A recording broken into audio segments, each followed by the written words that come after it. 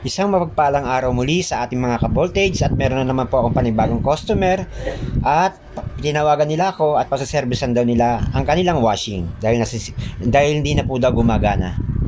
At ayan na nga po, papunta po ako sa bahay ng aking customer. Medyo malayo nga lang po at dahil sa bundok sila nakatira. At ayan na nga po, binuksan ko na po yung kanilang washing at chinek up ko kung ano ang problem niya. At nakita ko nga po, ang problem niya ay sa capacitor. Dahil ang nangyayari dito, umuugong na lang at hindi umiikot. So, yan na nga po, ang ginawa ko dyan ay kinat ko na po yan. At to the rescue naman si ka-voltage nyo. At meron na rin nagdala na rin po ako ng capacitor. At yan na nga po, kinabit ko na po siya.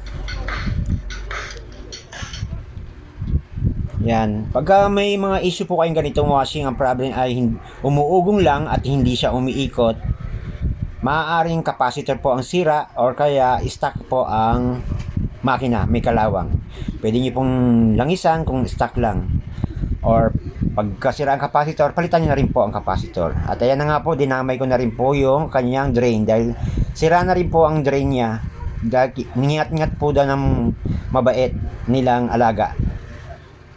Ayan na, putol na po siya. So ginawa ko na lang po ng paraan yan, dinugtong ko na lang din para magamit na nila. At ayan na nga po, gumagana na po ang kanilang washing at tuwan-tuwa na si customer at makakapaglaban na po daw siya dahil tambak na po ang labahin nila. So mga ka-voltage, sana may nakuha po kayong idea sa tutorial kong ito. Maraming salamat po muli and God bless.